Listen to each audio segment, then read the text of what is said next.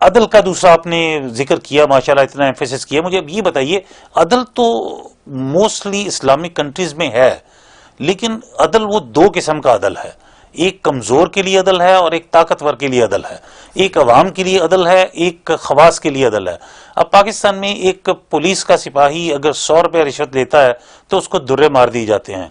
ایک وزیر اعظم ہے جو اربوں روپے کی وہ بےایمانی کر جاتا ہے اور وہ پھر بھی یہ پوچھتا ہے کہ مجھے بتاؤ مجھے کیوں نکالا. اب مجھے بتائیے کہ یہ عدل کون نافذ کرے گا پاکستان میں؟ عدل تو ہے لیکن دو مختلف معیار ہیں عدل کے. بڑا اچھا پوائنٹ آپ نے اٹھایا.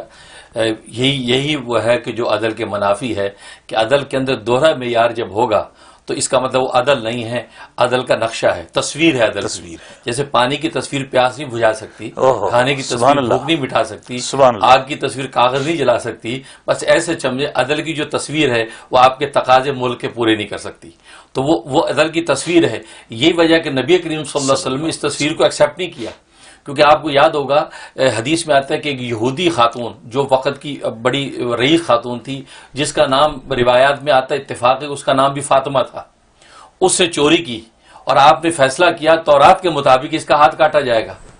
اب بڑے بڑے رہبائی تورات اٹھا کے لے آئے اور اس آیت کو چھپا لیا کہ جہاں پر لکھا ہوا تھا کہ ہاتھ کاٹا جائے گا تو انہوں نے سائڈوں کے اوپر وہ لکھ دیا کرتے تھے اپنی طرف سے کہ اگر مالدار نے کاٹا تو وہ اتنا اگر فدیہ دے دے گی تو اس کو معافی ہے، غریب نے کاٹا تو اس کا چوری کی تو اس کا ہاتھ کاٹا جائے گا.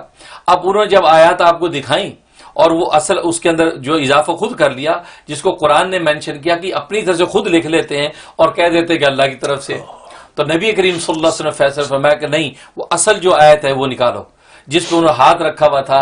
جو عبداللہ بن سلام رضی اللہ تعالیٰ جو رابائی تھے اپنے وقت میں یہود کے، وہ مسلمان ہو چکے تھے، انہوں نے کہا یا رسول اللہ، انہیں کہا کہ یہاں سے ہاتھ ہٹائیں.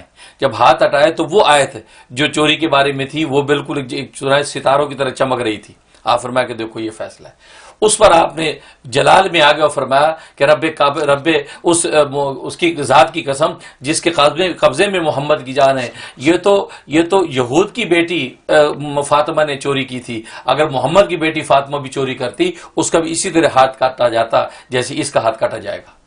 جس کو کہتے عدل، یہ نہیں کہ آپ اپنی بیٹی کی بات آتی تو آپ اس کا حکم بدل دیتے اور اس کا بات تو حکم بدل دیتے.